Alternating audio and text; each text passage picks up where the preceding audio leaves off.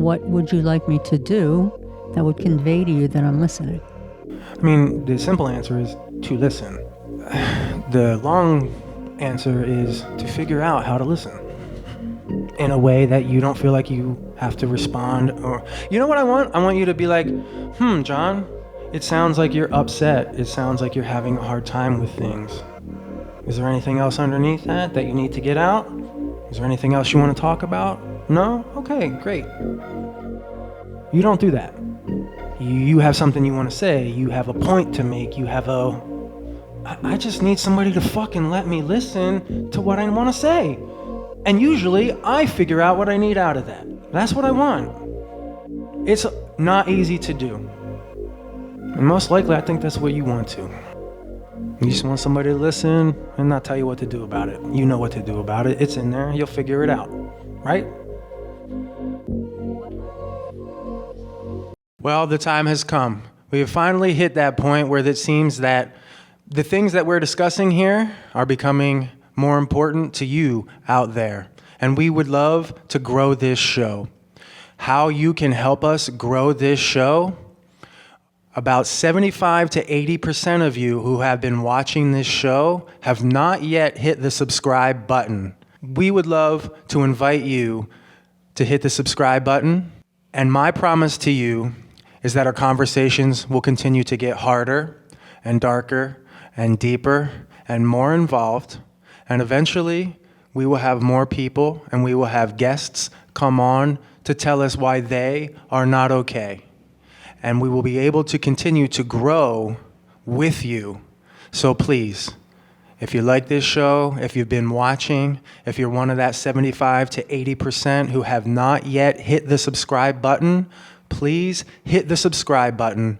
That helps us immeasurably so that we can continue to be here for you. And now, on to the show. Welcome to Bear It All, the Kintsugi Chronicles, here on the I Am Not Okay channel, where we gather our broken pieces in search of gold.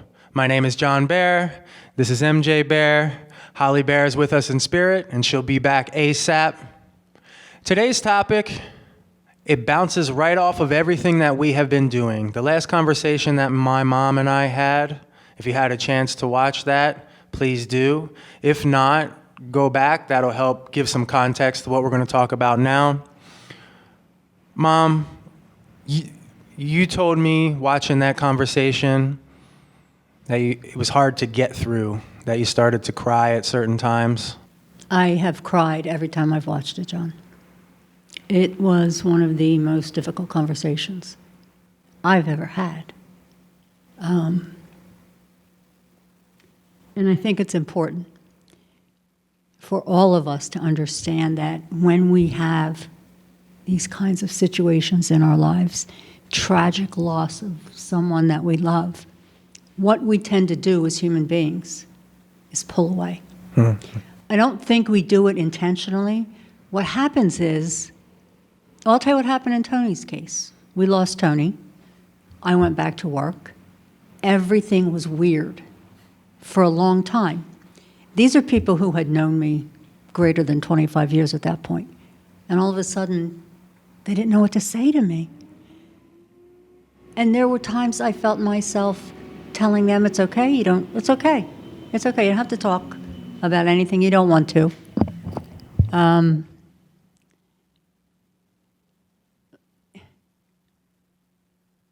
They want to be, what's the word I'm looking for? Convey their sympathy. Without taking it on? Without taking on the weight of your pain? I think it's in passing. It's one of those niceties that we say. Yeah, platitude. Right, platitude in life. And again, I found myself comforting other people. And there came a point where our loss, my loss, was no longer important. I was supposed to then just get over it. Mm-hmm. People don't want to talk about it. Did you find that in your case? Or I believe that's a big part of our like society in general, and then in the microcosm of our family relationship, people don't know how to deal with people that are in pain. They don't know how to have conversations with them. And in reality, really what they don't know is how to allow that person to be in pain without judgment of their pain. Because usually what happens when somebody says something like, after Tony, I heard a lot of things like, oh, well, you were so lucky to have him, and he was so lucky to have you guys, and at the very least you can remember him now. I hated all of that. It felt Forced? forced, disconnected, unreal, fake. Words, just words. Just words. And what I've started to learn about it is most likely they were uncomfortable with me being in pain. So they were willing to say something to help get me out of pain. And I believe that's where society is right now, is we have been conditioned to talk people out of their pain because we're uncomfortable with it and we don't want to sit with it. So what they're saying is, I have to say something to you because I know you just lost a member of your family. They'll say what makes them feel comfortable so they can extricate themselves from any further communication with you. Yeah. It's such a weird dynamic. And you're right, I'm guilty of it. You're guilty of it. I don't know what to say to somebody in pain other than, I do understand what you're going through. But that's not enough. And I think I understand you saying, I understand what you're going through. Even that doesn't feel good to a person in pain. Do you really understand what they're going through? I know that you know what pain is, Mom. So it's not a you, Mary Jo thing. Right. I've come to learn that it's more along the lines of, hey, I can see you're in pain. That's not a problem. If there's something you need to get out and or speak on, we can. If not, we can just sit here too. I'll give you this cool analogy or maybe this little metaphor or visual. You know Winnie the Pooh? I do. So there was this one part of this book, I see this online a lot on Facebook, but there's a post that goes around where Pooh and Piglet are going to see Eeyore, right? The donkey, Eeyore. Eeyore, he used to live off out in the woods in his thicket, I think. Sort of that's where his place was. And Pooh and Piglet were going to see him because they hadn't seen him in a while. And they get there and they see Eeyore and he does his, oh, hey guys. I just didn't want to come around because I'm in a bad mood and I didn't want to make you guys feel worse. So Pooh and Piglet, they just sit down. They don't leave. And in a little while, Eeyore, he feels a little better because he's accepted by his friends. And he doesn't have to be anything other than sad in this moment if that's what he wants, because his friends accept him for who he is. I love that visual. I love that story. That's a great analogy. Yeah. That's in Do the you have essence. friends like that? Do I have friends like that? Yeah, do you have a Pooh or an Eeyore? Not Eeyore, Piglet. Yes. What I can say is I don't know that there's a lot of Poohs and Piglets out there. Right. I believe we're really working to create the model of what that looks like. Let me ask you another question. We tell it in story, but we don't do it in real. So yeah, go ahead. You're right, we do tell stories. What the hell was I going to ask you this time? I forget now. Okay, well. Keep talking. I'll think of it. So that story, that analogy, them there, like how do we get humans to the point where they can sit with their friends who are in pain, watch them cry, maybe even cry with them, and not judge them and not leave. Just allow them the space to hurt. When you say not judge them, what does that mean? Do you feel as if you've been judged as a result? Yes. Of Tony's?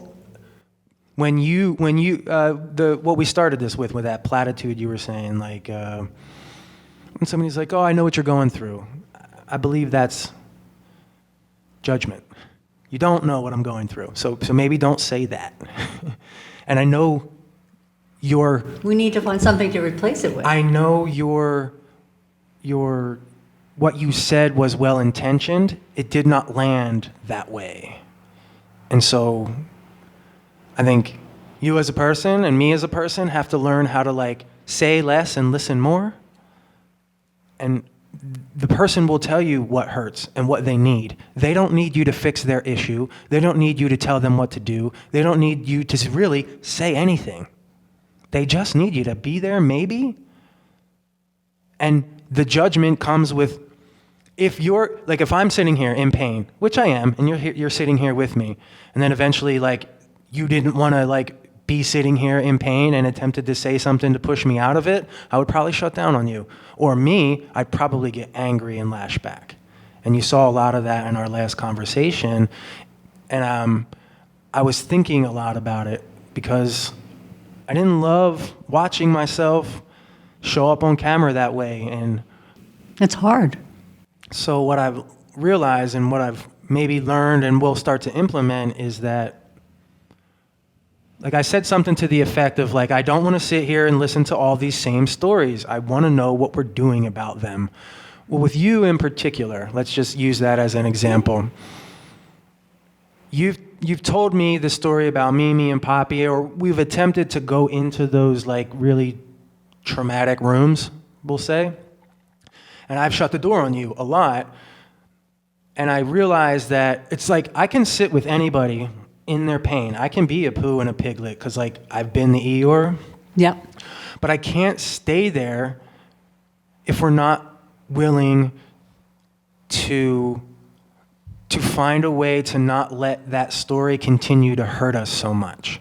And so I found that there were people that would tell the same story and then live and stay with their misery. So then I would react to that. And that's what gets me upset, is not that you're in pain or that you have a story or even where you're at with it. It was, for us in particular, I've heard this story thousands of times. Why am I hearing the same story thousands of times? To me, it means we're not doing anything about it. And that is what was frustrating.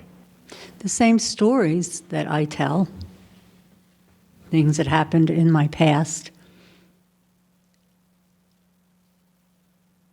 were,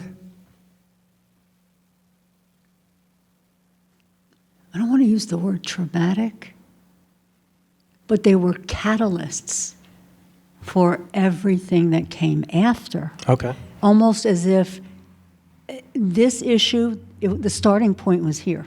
Mm-hmm. Okay? The story about, I would take you for a walk when you were a baby, and we'd go over to the station, have lunch with Poppy, or visit with Poppy in his office. So I'm walking you to the police station so that we can either have lunch with my father, your grandfather, or just have a chat with your grandfather, my father. You were a little guy in a stroller. The fact that we went to see Poppy at work, at the police station, because he was the police chief, is an integral part of what I'm attempting to convey in that story.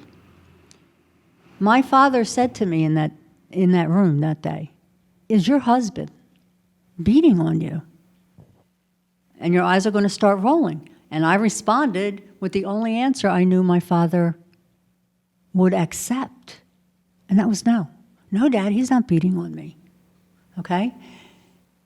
I lied to my father because I learned to lie from my father. I'll get into that later too. I lied to my father about whether or not my husband was beating me because that's the answer he needed at that time. If I had said yes, he would have had to have done something about it. And my father had this belief that whatever his family did reflected on him directly, okay? And he had that perception, I think, because of the way he grew up. I know I told that story before. He was born out of wedlock, and in society he was treated as a bastard child. And he was put down, he was being punished for his mother's crimes. And so the public humiliation is my father's worst fear, or was his worst fear. And he used that public humiliation as a weapon in his toolkit when it came to other people. My father took all of that hurt and started to do something well with it, which was become a police officer. I want to do my civic duty, but it was more than that. You put on a uniform. In mid-20th century America, you get automatic respect. And he expected automatic respect because of that uniform. And he went through the rest of his life bullying everybody into respecting him. Or he had the other side of that, which is if you screwed around with him, he'd find a way to make your life miserable. Okay. So the point I'm trying to make in this is it wasn't just my father and your grandfather failing to protect us because I was being abused. If my father didn't know that I was being abused, he wouldn't have asked me that question. So I lied right to his face. He knew I lied right to his face. And later on, much later on, I realized I was more afraid of dinging my father's reputation than I was of my husband hitting me. So I lied to my father and then went home to a husband who was abusing me. I did that to myself. Nobody else did that. And I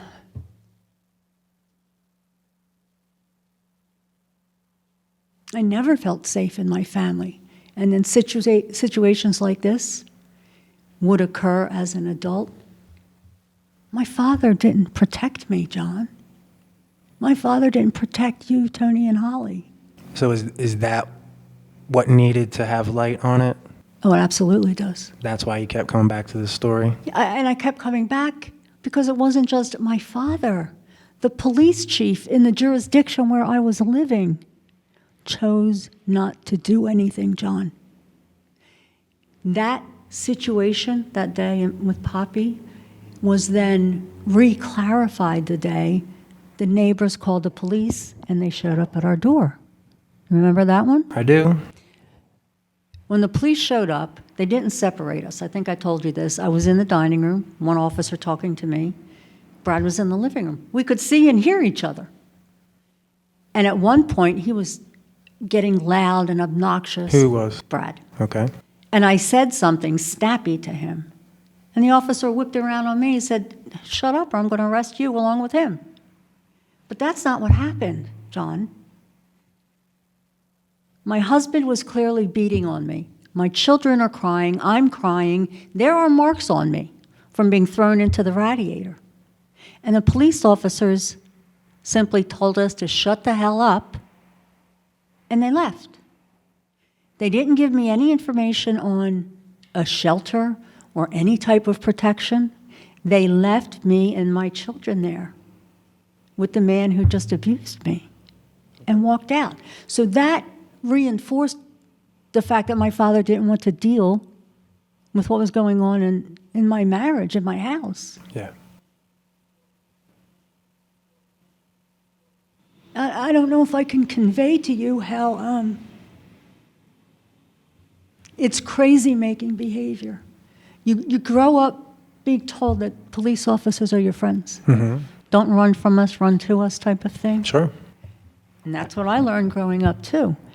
And I thought my father was the good guy, the white hat guy. Mm-hmm. But he was masquerading as the white hat guy, I think. Do you know what I mean? I did that again, I'm sorry. Good segue.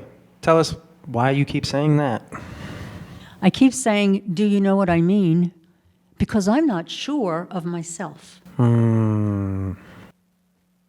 I learned to shut down and shut up, like you said, in order not to be noticed. Mm-hmm. That was the reason I would cry in the closet about emotional pain. If I was emotional and I was crying, I'd go hide. Physical pain was completely different. You know, I would cry in front of my father or my mother, whatever. But emotional pain was treated as if it was unacceptable to feel emotionally distraught. Whatever it was, my Barbie doll lost her hair, whatever. That kind of emotional pain, I couldn't talk to my parents. Mm-hmm. I've never talked to my parents about any deep, dark fear that I've had, inadequacies, or just, damn, I feel sad in general. I couldn't do that in my house. I don't know. Could you do that with Brad? Could I tell him things? Yeah. No. Emotional. No. Okay. I couldn't tell either of you things. I was just going to ask you. You couldn't tell me either. No. Do you know why you couldn't tell me? I mean, Well, I'm starting to learn, but like that last conversation we had showed that we still have issues of like, it's learning to listen and really. Learning each other. I have to, if I want you in my life, I have to learn how to sit here and listen to all the joyful stuff and the painful stuff without judging you, without making you feel like you have to get small about it. Because that's what you need, Mom, and that's what I'm learning. And, you know, in some way, somehow I've become the person that now I'm willing to create this space for you so that you have a place so that you can speak these words and say the things that you need to say, because it is clear to me when I watch the videos. It's clear when we just have conversations off camera. There's a lot of things in there that you need to speak about. And the reason I don't think you were able to hear me or Dad was able to hear me is because you guys didn't have it either. So it's not like you learned it. So I'm not like mad at you for that. I can look back with empathy now and be like, damn, like they grew up maybe even worse off than I did. So shit. So I can kind of like, okay, cool, understand that. And then there is still and yeah, you're my mom. I want to be able to like get mad and upset and not shut you down because you understand that I'm not getting mad and upset at you. Like I still need a space Yes. to get things out and do stuff. And so I'm learning to find people really through my gym, through the business that I'm creating. I don't see myself as some separate entity running a business. Everything that I talk about here, I share in my business to my people. I believe the way society is shut up, go to work, do your work. We don't care about your emotional shit. Just fucking do the bottom line, make us money, and fuck off and go home. That's true. I can't live that way. So if that's the way that society is and that I have to live, I'll just jump off a bridge. I'm not ready to do that yet. So I decided to create a different way here, where we include all of that shit, the hard stuff, we work on it, we talk about it, and we do it together. Okay, hard stuff. In the last video, I was talking about your induction into the Hall of Fame. Mm-hmm. And you said to me, you should have been there. Oh, yeah. And I said, but I was. I know, yeah, I forgot. And then you said something about, I was thinking of graduation. Yeah. Holly made mention of graduation, I think it was in Tony's video. But it wasn't my graduation. It was probably yours. No, she was talking about yours, and she said, I hid at your graduation. She hit at mine or? No, I hid at yours so nobody would see me. Oh, I see. Holly brought that up in her video, and I'm sorry, in the video we did regarding Tony. Mm-hmm. And you said basically the same thing. I was thinking of your graduation. So I wanted to clarify that. What do you want to clarify? Do you remember that before your graduation, Poppy took you out and bought you a suit? Yeah, Do you remember that? He got you the suit, the shirt, the tie, the shoe, everything I do. for graduation. Mm-hmm. And I was at your graduation. I do remember. Yeah, we have pictures of it. Okay, I took, I drove Mimi and Poppy. And the three of us went to your graduation. I did not know that. Poppy took a bunch of pictures. Okay. Holly thought that I went to your graduation and hid because, I don't know, I guess because I was afraid of the family or something. Okay. But I thought about it and I realized what she's talking about was her graduation. I went to all of my children's graduations. Mm-hmm.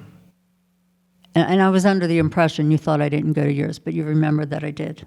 I have pictures of it. Okay. Yeah, so there were some crossed wires there. Yeah. Yeah, And okay. the Hall of Fame thing was more like I had remembered, so it was my games, like when, and so we can talk about that, like, because that came up recently, and maybe we'll talk a little bit more about it deeply, but like. Oh, we should.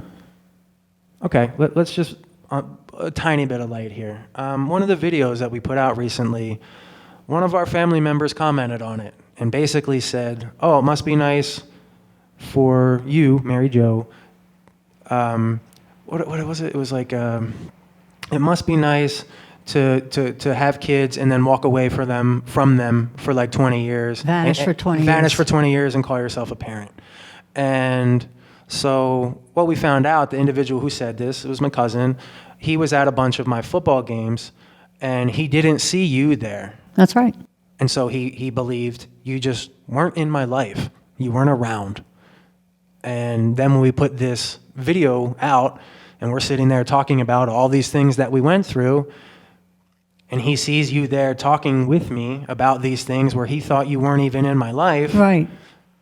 There's a disconnect. And so he commented on it and said something, and we commented back, and it's live on my personal Facebook page, so y'all can go there and check it out.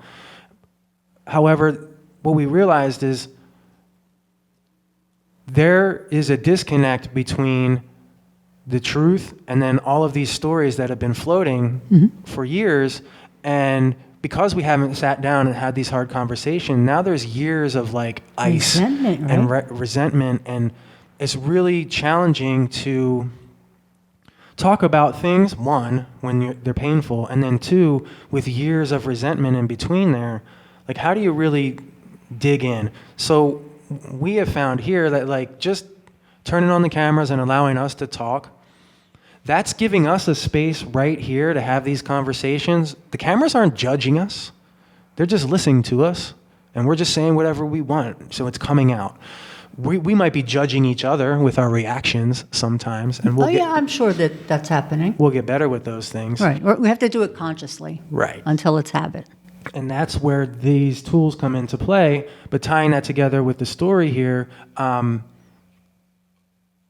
what we have been going through, we haven't even been able to talk about. And then when we start to put it out, it seems like, or we have put it out, it seems like we are pointing the fingers and making other people problems, when in reality what we're doing is talking about the problems that we had, and we were hurting so much, but now us being able to talk allows us to hurt less because we're able to talk about it without judgment. That doesn't mean when we put this together and we put it out into the world that people won't feel some kind of way about it, but that's okay. That's not an us thing. Like, what we say might create something in them that they have to kind of reconcile. Like, I can already tell you, people watching us go back and forth in that last video, it triggered some people and made them feel like they were right back in relationships that they had when they were little. Oh man, that was like me and my mom or me and my dad. Mm-hmm. And at first it was kind of like horrifying to think about. And then at the same time, like, wow, like us just sitting down and having a conversation and taping it and somebody else listening to that conversation creates that kind of wave in them. It's amazing. That's how I know what we're doing and what we're onto is right. For us, anyway, and maybe for the bigger good. But I believe if we take these things and talk about them and respond to them, not react to them, we can actually like unravel the real truth behind the stories.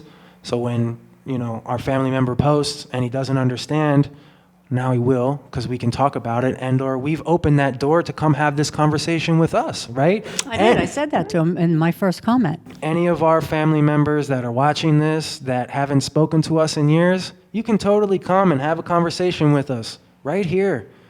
You want to be heard? You want to call me an asshole and tell me that I was a jerk and that I stole things when I was a little kid and that I did bad things and that I mouthed my mom and my dad and that I smoked weed and that I did some drugs and that I did all those things. You're right. And go ahead, come here, tell me how bad I was, tell me what you need to tell me, and then we can move on. Because what I'm learning is, and the reason for telling this story about is like, we're all hanging on to these fucking stories and we can't move on with our lives because we haven't reconciled them. Some of them aren't even And that's why reality or true. And so the resentment is being built on circumstances that they were told happened in this manner, which is incorrect, right? But nobody ever goes further with, why don't we talk to all of the primary parties in a situation before we jump to conclusions? In this case, I said to your cousin, you and I have never had a conversation. I knew him as a baby, but we divorced soon after. So I wasn't in his life. He doesn't know anything about me other than what he's learned through his family. through stories. Right. So when he said, I vanished for 20 years, my hackles went up. At first, I was prickly myself. But then I reread the comment, and I said to him, you and I have never had a conversation. I didn't vanish. I did divorce an abusive husband. That was my crime, divorcing my abusive husband. I said, look, I have to deal with this truthfully with my kids. We're building a foundation for our family. That's what I thought we were doing. But we first have to demolish the remnants of the existing foundation, right? Good point. Before we can build our foundation, our family. And that's what we're doing now. We're kind of getting the Knocking down the last bits of the bricks. right, knocking down the old foundation in order to build the new one. And then you erect your structures. Okay. And I learned that through these conversations. What we're talking about, these are the remnants of that foundation. Okay? So as far as your cousin's concerned, I said, nobody vanished. I divorced my abusive husband. But if you want to talk, I'll be happy to talk to you. And he responded, I guess, a few days ago, and I want to respond to him directly, that I think his response to me was really well thought out. And he asked a very valid question. I was at the football games. You were never there. Do you know why I wasn't at every game? Do I know? Yeah. Yeah, I do. Okay. Do you want to speak to it? Do you? I mean, I believe Tell me from your perspective. you weren't at my games because Holly and Tony wanted to sit with you, and when they did, they got a hard time from everybody else who wasn't them. Or Right. wasn't with them. Right. The adults in the situation Yep.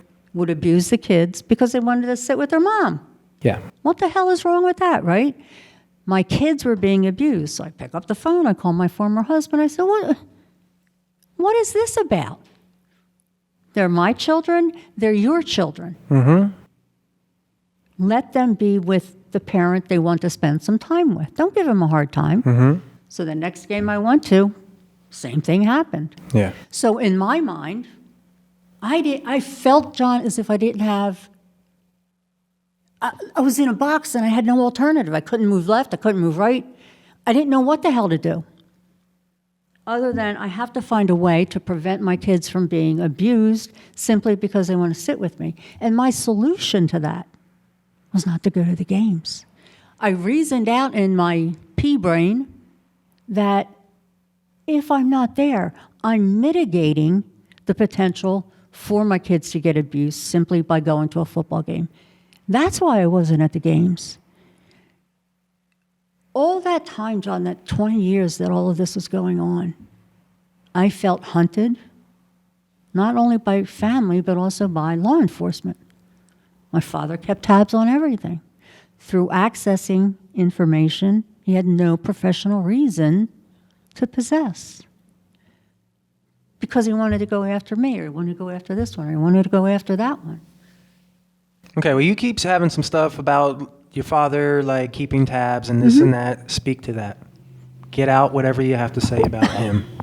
Because you keep circling around it like a Well, I'm buzzard. circling around it, John, because I'm a resident of that jurisdiction. Okay, so I can't call the police for help. what do you need to hear? What do you need to say in order I'm for... not sure. I'm not sure. Okay, well, this is the time and the space, and I'm going to not react. I'm going to respond and Okay. allow you the space to speak on it, and I let's speak like on kind it. of start putting it to rest. All right, I speak on things, and then I go back and reevaluate them, Sure, right? I We all do understand. that. It's not The concrete. conversation. It's just there's something, you keep coming back to the same thing because you need to say something about it. What do you need to say? Or what needs to be said? What do you need to hear? Is it that? I would just like you to think and get some clarity on that. That's all. Because like you said with, you said something earlier. Do you know what I mean? You know what I mean? Because you don't feel confident.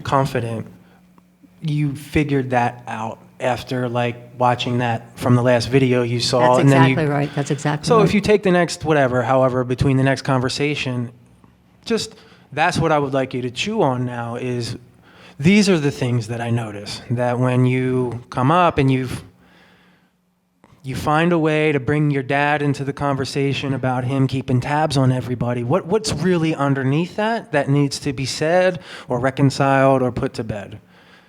So that I don't have to keep hearing that shit, because guess what? I know he was a jerk off like that. Like, but these I know. people don't know.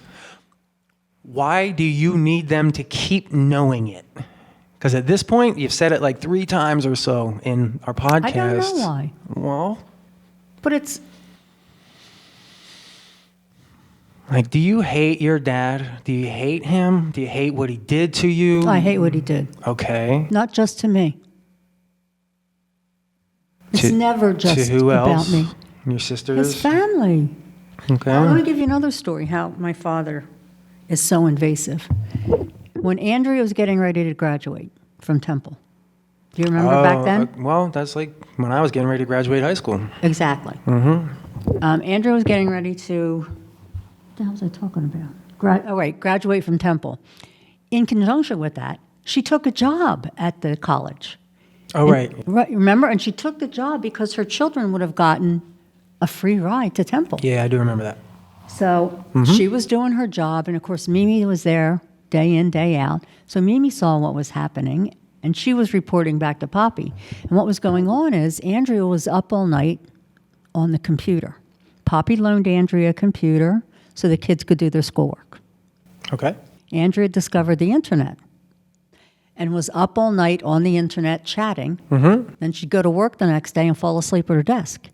So Poppy's irritated. Why is she doing this? She's ruining her kids' chances to get that free ride to Temple, blah, blah, blah, blah, blah. So what my father did was one day go to Andrea's.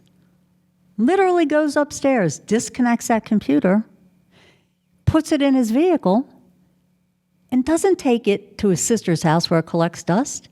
He takes that CPU to the police station. And he finds an officer who knows how to retrieve digital data. Slipped him a couple bucks. Can you scan the hard drive on this computer for me? Oh, and by the way, print everything out. Okay? A few weeks later, Poppy shows up at my house with a folder under his arm. And it looked like a ream of paper in this folder. It was fat. Okay? He sits it down. We have coffee. We have his Diet Pepsi. We're yak, yak, yak. He bends over and he picks up this folder and he starts flipping through it. And from across the table, I can see that it is computer printouts, and it's in the old, what the hell was that? AOL Instant Messenger format. So I can see that from across the table. And he's flipping papers till he gets to a highlighted one. And he starts to read, and he says, my father's coming in from Arizona for my graduation. I guess I'll have to pretend to be happy. He read that to me. Then he handed it to me.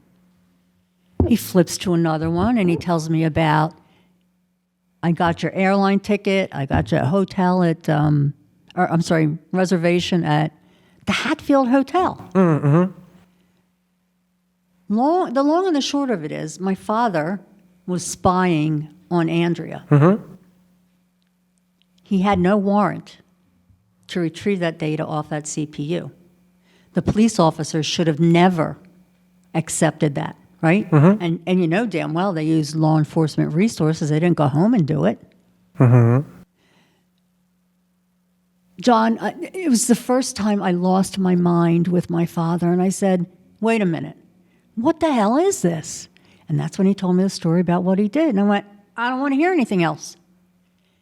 Dad, this is a gross invasion of her privacy, her children's privacy.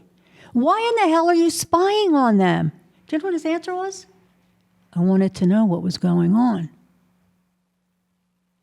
Mm-hmm. You're at her house. You'll say to her, what the hell is going on here, Andrea? Mm-hmm. You invade her privacy in her own home. Mm-hmm. I lost my mind. Mm-hmm. You know how I feel about Andrea. Okay? Okay. This isn't about the person. Yeah. And when I say my father did this to me, it's not just about the person.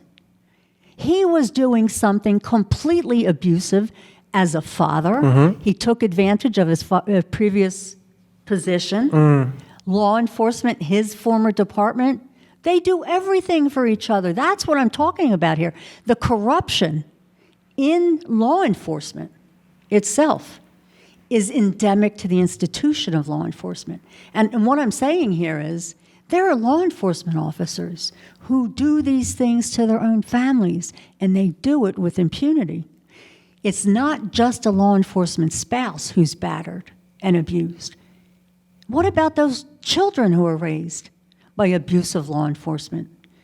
That's what I'm talking about here. Most of us in that boat never say a word.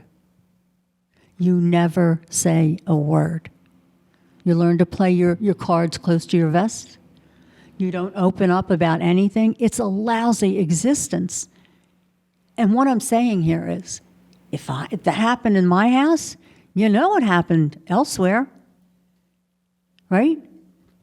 Maybe. I hope that it gives people in these kinds of situations the courage to say, wow, all right, the whole childhood thing was bad. Not just in law enforcement, but every father, mother who's abusive. I believe everybody, as they get to the point of being adults, if you're not doing what you want, or you're not quote unquote happy, or reached a place where you feel in control of your life, most likely it's because you have something in your childhood you haven't yet looked at or reconciled, or we'll say processed or understood. Start looking backwards if you want to move forward. I think we talked about it a little bit. This is the being, if we're going to be the first rock in the river, like we have talked about, right, then in order to be the first rock, you got to be the biggest rock and turn over all the stones. And for us, we're talking about all of these horrible things, the stuff that we went through most usually in our childhood. But here's what science and evidence and experiential evidence and what those that are, at least on the surface, looks like they have the great life, they're going back into their childhoods and reconciling any issues that they had with their parents, or being bullied, or the environment they grew up in, or the abuse that they endured. And that's the way forward. That's the way for society to go from kind of surviving to thriving. We're in a time, in a place in the world now where we don't have to just think about survival. Mm-hmm. We're actually we have all the means that we could possibly have, and yet people, especially now in the here and the now, are falling apart seemingly faster than ever. I believe a big part of that is, they don't understand who they are, but they haven't been given the space, or they haven't taken the space themselves to go back to fill in the issues that they've had with the people that they've had, or reconcile it, or even just to talk about it and be listened to. That's the important part. I read an article online. I don't remember what the hell it was about. But no, I think it was Reddit, whatever it was. Somebody was saying, if boomer parents know that they're making mistakes with their children, why didn't they go and learn the skills for raising children? And I was taken aback, and I responded, and I said, we didn't think or believe that raising a child or raising a family was a skill we needed to learn. We were supposed to be born with that skill. Everybody had children. Everybody raised children, right? Mm-hmm. And this individual, I don't know what generation they are, but they asked a valid question in the 21st century. Raising a child does take skills, but we didn't know that. We just had babies and they were cute and we raised them. Thank you for making it this far in our show. If you're feeling overwhelmed, that's okay. Just know that you're not alone, that we're here with you, and we're going to work through this together. If you need some help or assistance, dial 988 or head over to our website, www.iamnotok.com,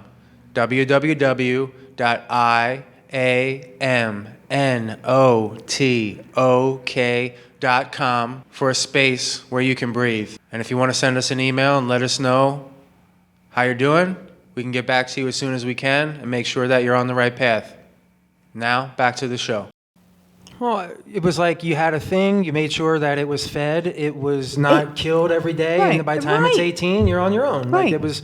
So I understand like the kind of crude nature of that. And look, that's where things were. Right. That's not where things are.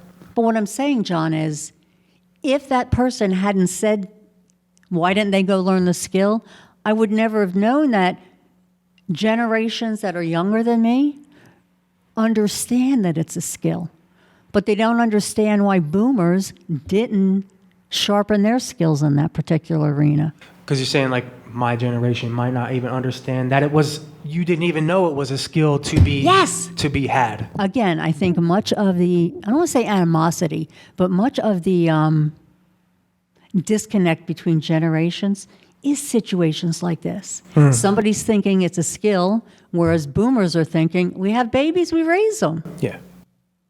So if you get to that point where you can understand that, wait a minute, we're not clicking because we're looking at, I didn't have the skill, I didn't know it was a skill. So wait, You think it is. So you're saying even though you're old, there's stuff you don't know? Yes. Oh, okay. All right. Because I grew up with old people. They all tell me they know everything. Oh, no, I don't know everything. The way it was way back better then. So No. this is the way we do it now. No, I'm just saying. I think that's them really saying, I don't know how to do any better, and so this is what I'm going to rely on. Well, I didn't know younger people thought that way. Well, It was a good thing. think about thinking that way. That's new, the evolution of that, to be Right. able to have the time and the space to think about thinking. Most likely growing up in the 20s, 30s, 40s, and all of those Depression-era babies, fucking world wars, all of these kinds of, it was fucking survive, go to school, shut the fuck up, be happy that you have food in your mouth, and get on with life. Get on with it. That's the way it is. Or that's the way it was. Right. And so I have empathy for that, and that will not change overnight. Some of the people in your generation have probably just, I'm not going to tolerate changing at Yes, all, whatever. yes. My thing is, I hear it all the time now. We know we fucked them up, so I hope the kids get it right. I think that's such a fucking cop-out, one. It is. Why would you just hope? Well, one, why would you just hope? And two, why wouldn't you yourself do anything to Well, get that's my better, to show them a different way? That's my question. Why Well, hope? That's my question to you. Why then, even though you grew up the way you did, why wouldn't you think, well, there's probably something I could learn to get better here? Your whole generation, then my whole generation, Well, I then can't the make my generation whole after me. generation do anything, but for me, I'm here. The fact that I'm here, John, is your evidence All right, that... you here right now having the conversation, yes. Yes. People of your generation, why are they not having these conversations? What are they so damn scared of? How the hell would I know? Because you're one of them. Sort of. Well, age, there's a similarity, but we don't have to say you're exactly the same. Look, some of the people in my generation annoy the hell out of me. Well, They're so, what the hell's the word I'm looking for? I see a lot of closed-mindedness. They're all Eeyores. This is the way life is, so I'm just gonna... And they want everybody to kind of be poos and piglets to them. I think so. And when they're not, they don't like it. They want that ass pat thing? I don't think Eeyore wanted an ass pat. I think... He was just Eeyore? Is that what you mean? Well, He might have been clinically depressed. We don't know what his pathology was. Let's just say we don't know what Eeyore's pathology was. But in most of the books, when you say Eeyore, oh, the sad donkey. So people get that. But even Eeyore, when Pooh and Piglet sat with him, felt better, even for a moment. What do the boomers need in order to feel better? Or are That's the a good question. Boomers answer. Well, I'd love to hear from the boomers. Yeah. Like, tell me in the comments. Like, here's what I know. I teach and coach a lot of boomers on their physical fitness. And so I can see the limitations mentally come up in their physical fitness. Is that just boomers or is it everybody, you think? It's mostly everybody. It's more prevalent in boomers because they Okay. have decades of shit on top. Stop right there. You just said something that's actually very positive. Oh, no, I don't want to do that. What did I say? No, you said it's most of the boomers who don't want to learn, and then you have younger people who are willing to learn, right? Not always, but yeah, sometimes. Really? They're Just- not willing to learn in class? Young people? Yeah. Young, you think- Younger. I Younger. should say. Well, I don't have Like many. your generation and Holly's generation. My generation of people that I teach in the gym are Right. coming to me because they see their parents falling apart, who are boomers. Physically or emotionally or Yes. both? Okay. It's usually one starts and then the next. It's a domino. They fell and broke a hip, can't do something, and now I have to take care of all of them, and they complain all the time because they can't do anything physically, and now I have to take care of it. Interesting how that works. They didn't take care of their shit, and now it's becoming your fucking shit, and you're resentful, aren't you? That's where I'm at with people. I want you, the person out there, because I'm doing it too, to take responsibility for your health, emotionally, spiritually, physically. What does that mean for you? If you're not sure, let's talk about it. Let's figure it out. Make sure that other people do not have to take on your shit. I think that is the most fucked up thing you could possibly do to somebody. And maybe if you're not aware of your shit, but you're aware that people in your life keep pulling away from you and you don't know why, it's probably because you have some shit. So let's start looking at our shit. Stop pointing the fingers so much. But for the boomers, the people older than, I believe, or even the people my generation that see the boomers, people are willing to make change when they see the ones in front of them or the ones they love falling apart. Tony and Jimmy died within a year. That's all I needed in order to make sure that change, death, taxes, change. That's how it works with John. So I have come to accept that life is going to change whether I like it or not. And instead of not changing with the times, I'm just going to get really good at it because we have to anyway. It'd be like if the government said, hey guys, now you have to pay more taxes. Oh, and if you don't, you're going to go to jail. You'd probably pay more taxes, wouldn't you? So, we all do change. We all might not like it. So let's discuss it. Let's talk about it. You boomers that are out there listening to this, looking for some answer, the answer is within inside of you. We can tease it out. We can help you find out. But what do you need in order to feel better? Oh, are you okay if you start to fall apart that your kids or somebody else is going to have to take power of attorney? They're going to have to wipe your ass. They're going to have to give you your medicine. They're going to have to fucking take you and put you in the shower and see you naked and fucking do all of these decisions for you that you just chose not do, and now they have to. So here's the other, you have a choice, and by not making a choice, you're making a choice. And then if you put somebody in that position to take care of you, you have no right to say anything. You shut up and you go along with it. So personal responsibility and deal with shit, or don't, and somebody else will, and you don't say shit. So where is it, right? That's the line. But what I found is most people just want to complain and be listened to and not do shit about it. And that's where I get freaked out with people and pissed off. So I'm not going to listen to you complain about doing nothing. Well, John, the older generations, there are people who are in that position right now. I know. And whose responsibility is it to take care of them? I don't know the answer to that question.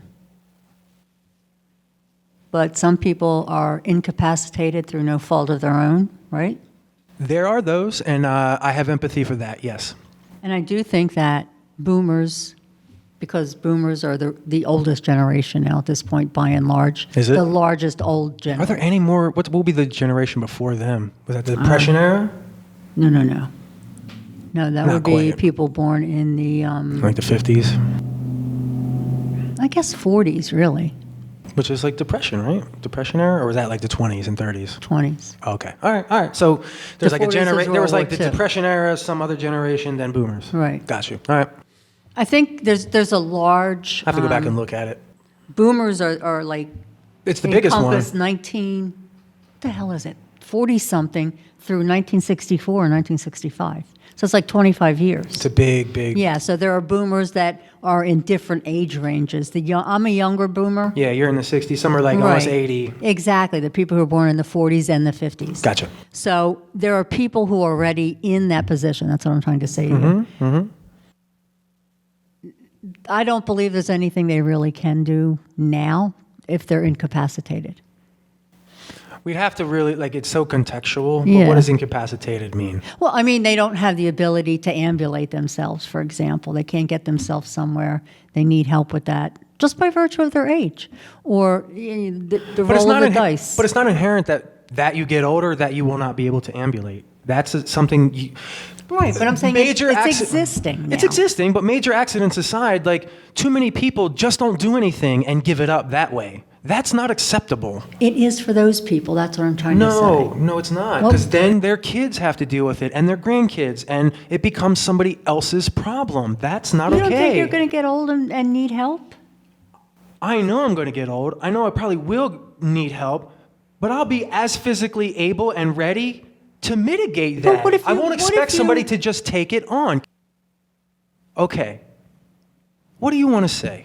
You have something to say. I said there are people who are already incapacitated. There's not much they can do for themselves. I understand that. There are also people at that age that are not incapacitated Right. that can do things and Right. should. But do you expect those people to change? I expect them to do everything in their power they can So to they've take lived a care hard of life. They're not dead. I don't, so it sounds to me like you're saying like, well, I get to the point of like 65, I don't have to care about shit. And No. I have earned that right because I'm older. No, that's not what I'm saying. Well, what are you saying? I'm saying there are people in that position right now. And as you get older, as your generation gets older, and the generation behind you, and the one behind you, you get better over the generations. That's why you're doing this. That's why you're working so hard to be Sure, healthy now. Sure. I can see where they lacked. So I'm working to fill in the gaps. Right. It doesn't mean that I accept that they stay there. Do you have a solution? Do something about it. What should they do? Look, if you are a quadriplegic who is in bed being fed by tubes and are still alive, you can still blink your eyes. And if you can only do it once, great. Try to do it twice tomorrow. And then 3 times the next day. And then 4 times the next day. And then 5 after that. You can think better, you can move better, you can be better, you can be nicer, you can be kinder, you can respond better. There are so many ways to improve that isn't just wasting away, waiting to die, letting somebody else take care of you. I don't think that's okay. And I think if you're at that point in your life where you're just like letting go, let go. All the way. Don't wait. Don't make it harder on other people. Let go. That's what I'm saying. And if I'm at the point where I know I'm losing it, I would want Macklin and Marshall to push me off a fucking bridge, not bring me into the house and make me fucking a dope for 20 years so they can have me around. That's But your that's dream. That's right? me. Well, that's a me Yes. thing. But this is why, yes, we should have these conversations. And it's not that I think all old people should die. No. Well, what are you saying? I'm saying as we get older, you don't have the right to stop learning and growing. That's what I'm saying. You're impressing that upon people who are listening to you. People, what do you mean? People who are listening, the videos, whatever. I mean, that's just how I carry myself. So But everybody doesn't think the way you do. I get it. Okay. Okay, that's all I wanted to say. I know. Is that the point? Yeah, that is the point. What did you get out of our last video? That I'm reactive, or can be, and I want to work and continue to work on responding and being around people who will listen to me and hear what I'm saying, because I do that for them. So that's what I'm saying. Yes, I want people to, hey man, you're like getting in reactive mode. Like, yeah, go ahead, check me on it, say it. All right, I have another question. What? In the last video, at one point you said you don't want to have to say something 3, 4, 5 times. It angers you when you have to do that. Do you remember saying that? Yeah. Okay. And then a few minutes later, you said, I want to say everything in as many different ways as possible so that I'm sure you understand me. And that's two You're different right. things. Those are conflicting messages. It's because I need the space in both places, and I'm not getting it, and that's what I realized. So when I react, that's me saying I need fucking space. And most likely, I could get better and be like, hey, I need space, and then not react, and then walk away. And that would be better. The issue is, we literally just said it in this podcast, is there anybody in this world that can actually fucking truly just sit down and listen to somebody without injecting their own shit? I don't believe yes is the answer yet. So Maybe it's because when we're in a conversation with somebody else, brings our shit up.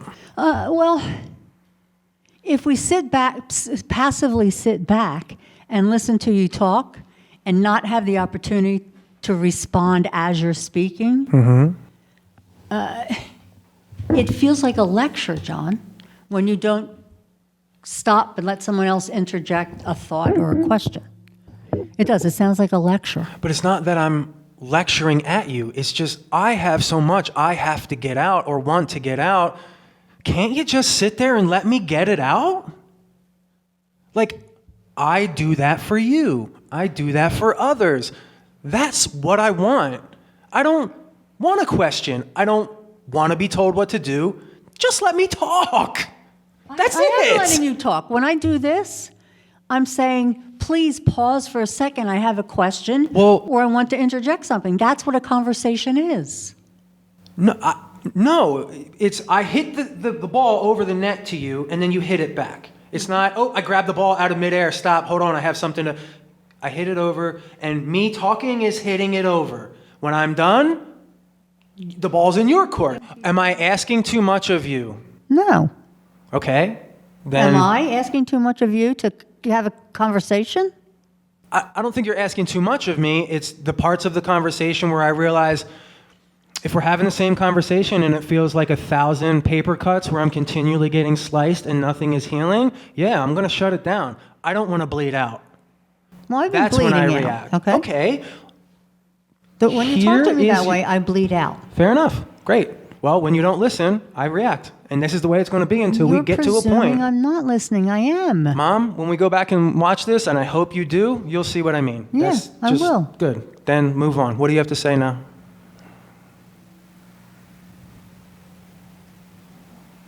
The issue I just brought up when you said, I don't want to talk about it, I have to say it many different ways. Is it both or is it one? I guess it's contextual.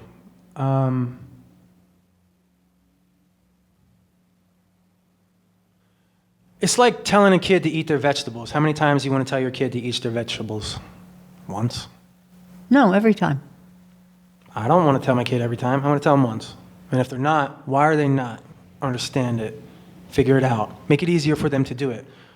I don't want to be a parent to people. I don't want to nag people into changing and being better or whatever. So when I ask somebody here to do squats, it's not for my health. It's for theirs. If you don't do it, fine. I'm not going to chase you down to keep doing it. You shouldn't have to. Did you feel that you had to do that? That's just like a metaphor, right? Oh, Like okay. a metaphor. But it's doing that in all areas of life. So, like, I don't want to keep telling you that I need you to listen to me. I want you to listen. Whatever you got to do to figure that out. You want me to not talk to you in a certain way. Whatever I got to do to figure that out. right? You want me to just show up and talk to you nicely, right? No. If you have something to say, you can tell me it without being, when you said yourself, God, I want to look at you that way, or have that aggressive thing. It shuts me down. It's not that I want to shut down. So hold on. I get what you're saying, and I get that me being loud makes it easier for you to shut down. You shutting down is your choice. I can't make you do it. You're choosing to do it because I'm getting loud. I will choose not to continue to get loud because I want to foster the conversation, but I'm not making you shut down. I can't actually do that. I didn't say you were making me shut down. Okay, fine. Move on. What's the next point?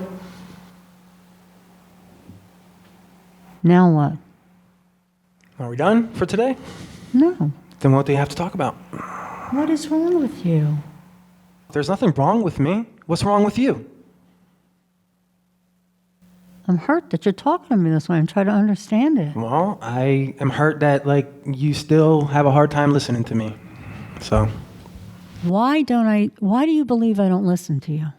Because you don't. No, give me an example. Here, John. today, this podcast. Give me one example that I can speak on. No. We're done with this part of the conversation now because it's not going anywhere. If I keep going, I will get reactive and frustrated because I don't believe there's a point of us continuing. So something else needs to happen. If you don't resolve something, then it's going to remain open. But I have a question for you. Yeah, that's why we have therapists, to help us get through things we can't figure out ourselves.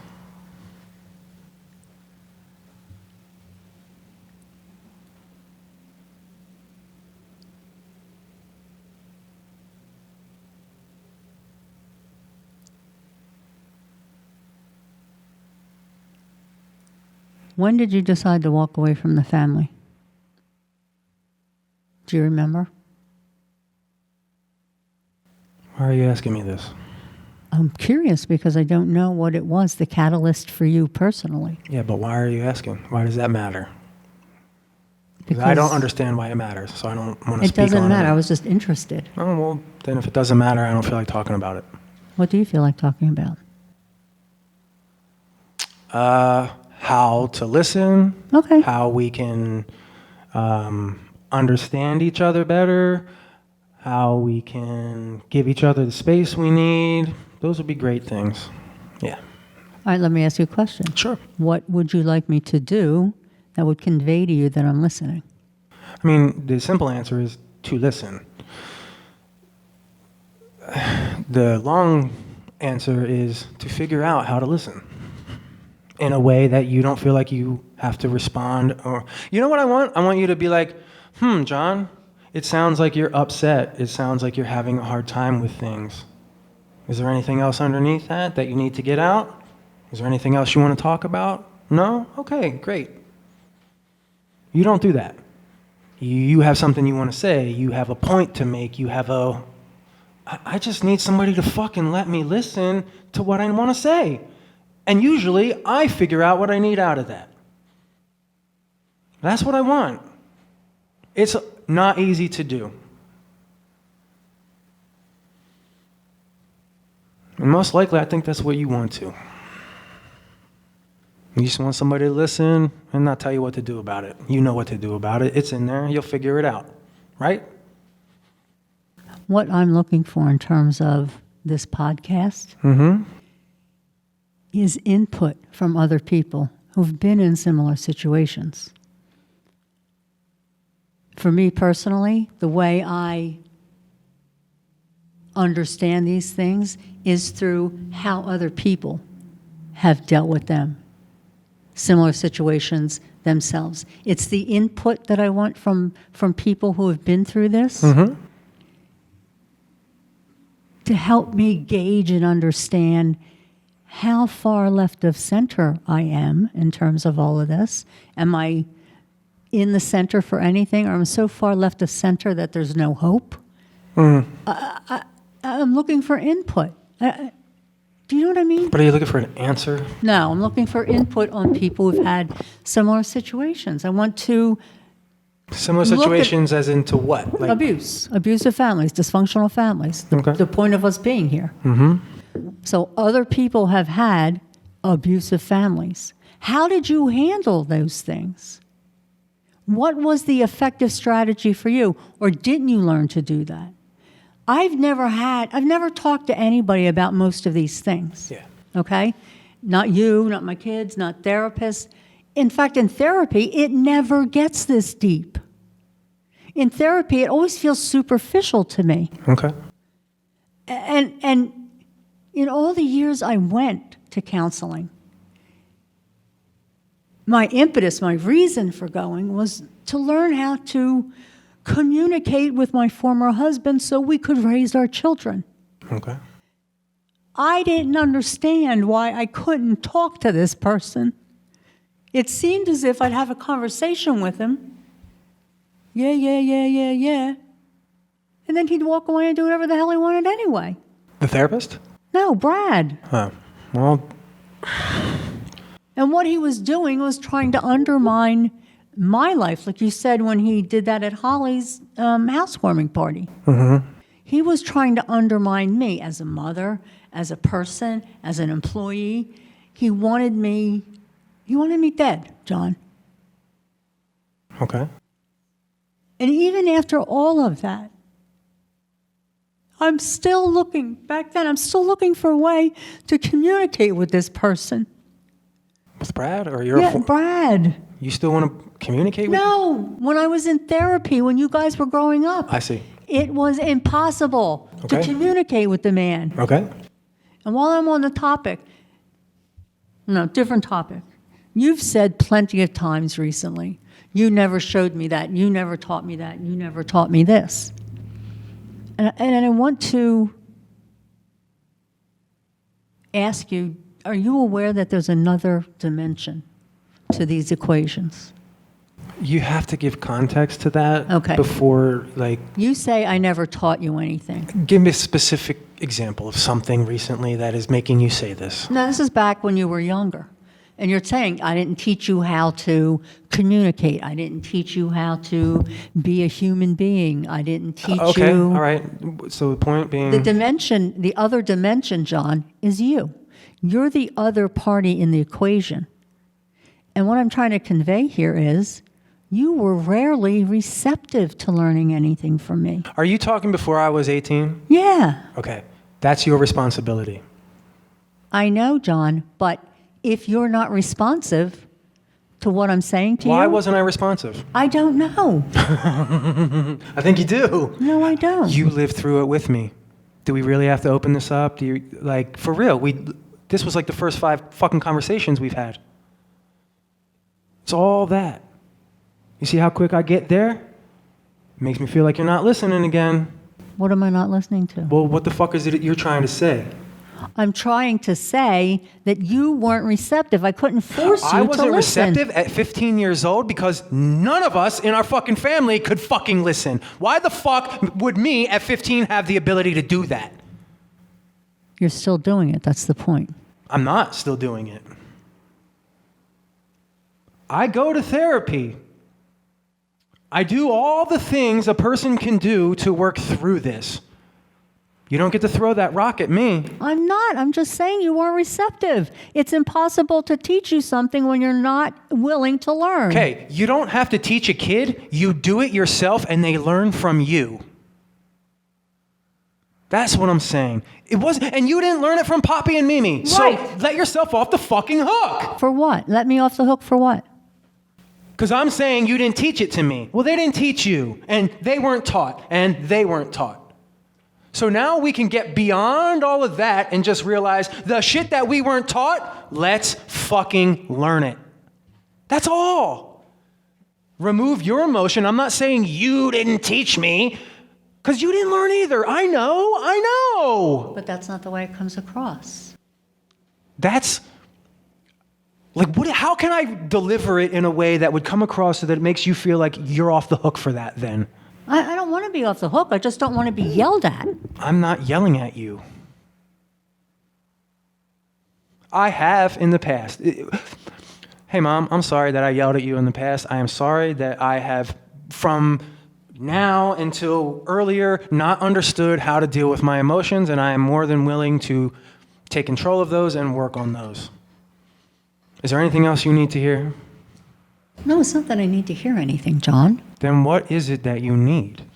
What I need is for people to understand that I made the attempt to teach my children certain things, but they weren't receptive to hearing me. Great. You weren't receptive because I was an abusive mother, or I was an asshole, or I was a whatever. It's not just you. You I'm seem talking to about me. somehow take it on all yourself. No, I'm talking about me and you. That's it. Nobody else. Well, it's you and I. I wasn't receptive, and wasn't until recently, because none of you fuckers knew how to do anything about it. How about that?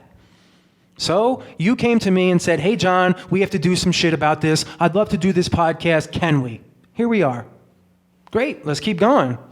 We are going. So we're slugging it out. Sometimes the conversations, they get ugly. Okay. Why are we slugging it out? What's the end result? Yes, we want to be able to sit, but I want you to be able to sit here and just listen to me. And just like I said earlier, just listen.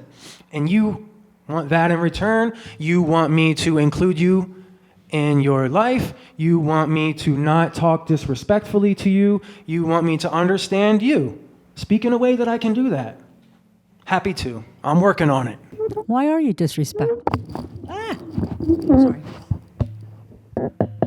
I mean, because to me, the perception is you're disrespectful to me when you don't listen. So then it But just... you're making the assumption that I'm not listening. I think this is a cat and a mouse thing. We keep coming back to this. This is where a therapist needs to help us understand this, Mom, because I don't understand what you're trying to say, and then I get pissed off, and then you don't listen to me.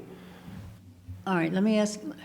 When you say you didn't teach me that, and I say you weren't receptive to me teaching you something. Correct. Are you going to keep saying I didn't teach you something? No, but why do you keep bringing that up? 'Cause that it was bothered 15 me. fucking years old. What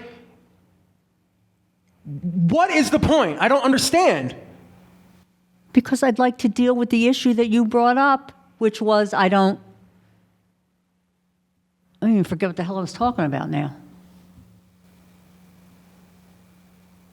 I was reactive at 15 and shut down and unreceptive because of my environment. I am putting myself in different environments and learning that I am less shut down and more able to talk about these things. I don't know what else you want me to say about it. So is it your family you hate? I don't hate anybody. I feel like you hate me. Why? Well, the way you talk to me. And maybe we have different sensibilities about that. I find that exceptionally hurtful when you say to me, you didn't do this for me, and I'm trying to say, but you weren't receptive. How would I have resolved that in that situation? This is why we need a therapist, Mom. Why are you so afraid of somebody else helping us work through this? I'm not. Because it would take the sting out of it. Aren't we going to therapy? Yeah, then why are we trying to figure this out right now? Why not? Because we're not. All we're doing is banging our heads. It hurts! Yeah, it does hurt. That's what I'm trying to say. When you keep banging your head and you have a headache, you stop. You stop. You stop. So I'm stopping. I don't get the point of you asking me this when we can't get beyond it. I was shut down because of my environment. Am I going to keep saying that? No, I literally just said I'm working through it. So how does what I just said not reconcile, and you need to now keep talking about it? So what do I have to say in order for you to not ask me about that anymore? You just said it. Okay, then next. You choose a topic this time. I'm done talking about things unless it's about learning to listen and those things. Yes, go ahead. What's on your mind? What's on my mind? Honestly, at this point today, I think we're good. I don't really have a whole lot. So you got something else, bring it.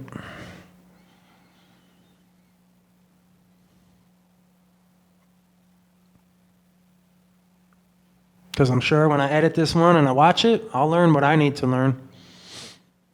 And quite frankly, I showed up 1,000 times better today than I have in all the other podcasts combined. So I know I'm getting better. In what way?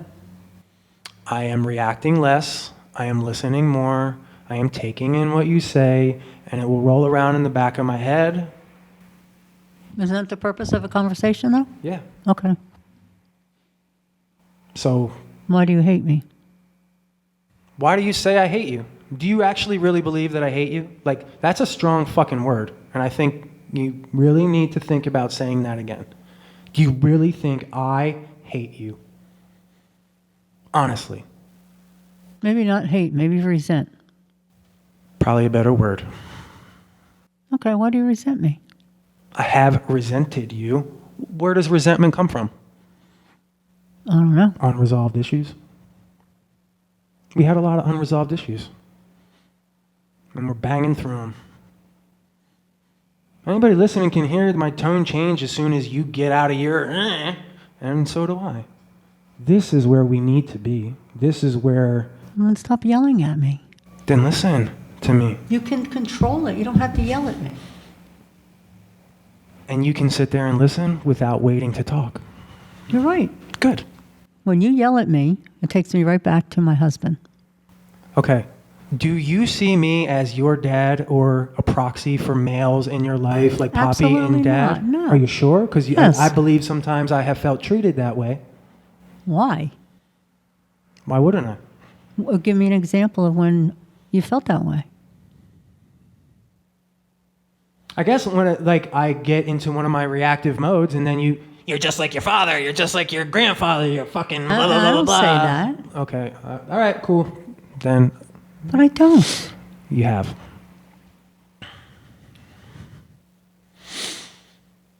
You have. It's not all the time.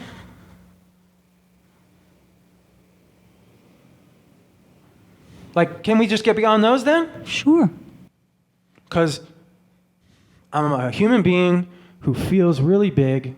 I'm tired of people telling me that I'm like too intense. If I'm too intense, just stay away from me. I'm not too intense. I'm a passionate motherfucker. I feel very deeply. There aren't a lot of people like me in the world. I'm special like that. I can handle it. You don't like it? Go somewhere else. I don't care. Like, it doesn't bother me. Who are you talking to, me or? Anybody out there that can't handle this, or anybody in here that can't? Like, and I'm not saying that you can't, but like, I feel deep, I feel big, and I need to be around people who understand that and who I'm willing to do the same How about giving them an for. opportunity to get used to it? How about that? Are we talking about you or other people? Well, we'll start with me. How about letting me get used to it? What do you need to get used to? What you just said, I'm big, I'm passionate. I've been this way for 42 years. Somebody else being big and I'm passionate. Own it. I do own it. Good. You want to stomp on it. No, I don't want to stomp on it. I want to foster it. Don't be rude, John. It's just rude. What is just rude? When I asked you how you felt from a procedure you had, and you said to me, it's none of your fucking business. Wait a minute, I'm not done. You're bringing in side conversations. This is like, speak the whole truth. Don't just like think of one thing that I said that you can use here to piss on me. I'm not. I said, how are you doing? Right. And you said, you're too nosy, it's none of your fucking business. I don't think that's exactly what I said. That is exactly what you said. Okay, sure. I mean, if you have it on recording, I'd love to hear it, but No, okay. I don't have it on recording, but it is what you said. Okay. I remember when people insult me. So what's the point? The point is, I asked my son how he's doing. You told me about the procedure. I asked you several times in the past, hey, how you doing? And you'd say, okay. This time I ask you, and you tell me it's none of my fucking business. I don't know what the hell I'm allowed to talk to you about. Do you ever stop to think like I had a bad day, or is it always just about you? No, I stopped to think about it. Did you? You didn't ask if I had a bad day. You just, here you are telling me that I'm wrong. I didn't say you were wrong. I said it hurt me. Okay. How does that translate to you're wrong? Okay, it hurts. You don't like it? The point is, I had asked you several times previously, and you answered the question. This time I asked you, okay, maybe you were having a bad day, but telling me you're too nosy, it's none of your fucking business, that makes me feel this big. Okay, all right. Thank you for telling me. I'm sorry to make you feel that big. I had a bad day that day, most likely. Remember I said you show me how far you want me in your life by virtue of these things. If you don't tell me something, John, I take that as you don't want me to know about that issue. So I'm not going to ask you about that anymore. Okay, good. Don't. There's the line. Now we're good. But you told me about it. I asked you before about it, and you answered me. Right. And I think we just said, perhaps I had a bad day. So can we get beyond that, or are you going to keep bringing that up? Now, is that not behind us yet? I'm just asking, what can I talk to you about? You can talk to me about anything. What I guess I have to do is, in a kinder way, show you the boundaries of what I'm willing to talk about and what I'm not. That's what I can do. Yeah, there are certain things. I mean, I'm sharing pretty much everything here in my life, so it's not like I will talk about things when I'm ready, not when I'm forced to. And same with everybody else. I don't want to force people to talk about anything. That's not healthy or good. You got to talk about it at some point when you're ready. And maybe it's not talking on a podcast or speaking words out loud. Maybe it's just writing on a piece of paper, or I don't know, something for whatever else somebody else has to figure out how to talk about the things that hurt them. Yeah, like all of this stuff hurts, but I'm not going to sit here and continue to just keep hurting because we can't put it behind us. That's where I go up over the top and shut it down. Can I ask you a question? Yes. That was the first time I asked you about it. First time you asked me about what? That situation. Which one? The one you told me it's none of my fucking business. It's the first time you asked me on this podcast. It's not the first time you've asked me since that conversation. So come on. When did I ask you? On to the next conversation. Be well. Thank you for listening to our show. If you're interested in how we've gotten this far, I've put together a small guide that has a 3-step process at no cost. You can get that at www.iamnotok.com/truth. www.iamnotok.com/truth. Thank you so much. Look forward to seeing you on the inside. Be well.